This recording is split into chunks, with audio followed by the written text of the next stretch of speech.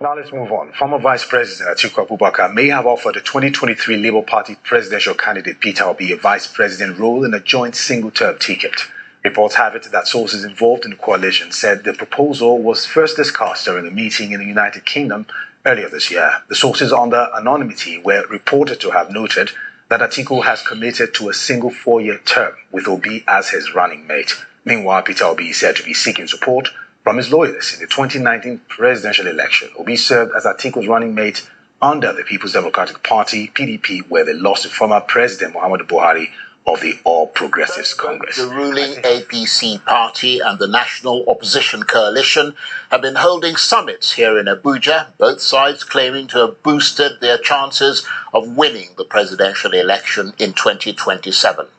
But take a closer look and you'll find gaping cracks in the ranks of the opposition amid all the talk about new strategic partnerships. The presence of both ATIKU Abubakar and Peter Obi, for instance, whose collective vote count in 2023 was almost double that of President Tinubu, has given them a psychological boost, though in reality many details remain to be agreed, such as whether Mr. Obi is laying his political stock with the new coalition or with his old, rather disunited Labour Party, and which of the two men will lead the opposition charge in 2027.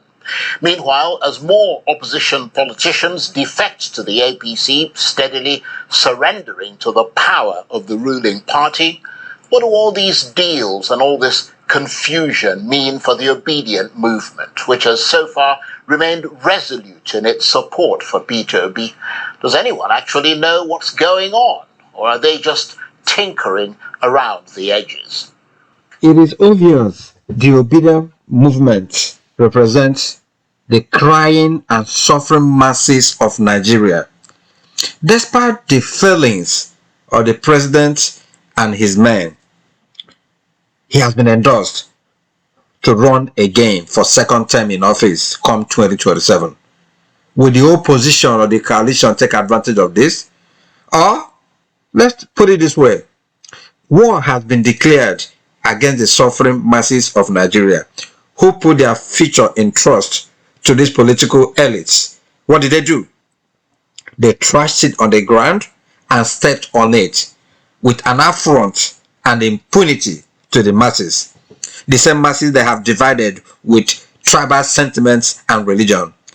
Come 2027, it's not about Peter Obi, it's not about ATIKU Abubakar, it's about the masses. Will they rise to the occasion? Here is the game that the APC-led government is up to. INEC has been compromised. Nigerian judiciary has been compromised. The Labour Party, which Peter Obi intends to run with, hopefully, is in tatters. Abure has been conquered. Abure has been compromised. He is out to pull Peter Obi down. Will the masses run and rise to the occasion? Will Peter Obi accept to be ATIKU's running mate? Will ATIKU sacrifice his personal ambition and accept to support Peter Obi, who seems to have large crowd because the people believe in him for the hope for a new Nigerian? The obedience. The choice is yours. Will you rise to the occasion come 2027 knowing that all this game, all this noise about one-party system in Nigeria, about the decamping of all these political failures, these political liabilities in the name of the elites of Nigeria is only a camouflage to rig Nigeria election and tell the people when all the governors in all these states have moved over to APC, they have delivered for Bola Ahmed Tinubu. That is the game plan. But when you realize that this battle is not against Peter Obi, is a battle line that has been drawn between Nigerian elites and the suffering masses of Nigeria, will you rise to the occasion? Or, like Rotimi Amechi once said, that even if you kill them, all the masses of Nigeria, they will still remain silent. Remember that Wole Soyinka said that the man died in he who keeps quiet in the face of tyranny. Which way? The obedience. Get in the comment section and let me know what you think. Will the masses rise up to the occasion by defending their votes and forget tribal and religious sentiments and line up behind Peter Obi once again? Make a statement that Nigeria is not for sale. Until we meet again in this arena, I am Chris Diggers. Get in the comment section and let me know what you think.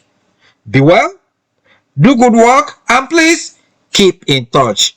Do remember to subscribe, like the video, share it, and bye. Into that.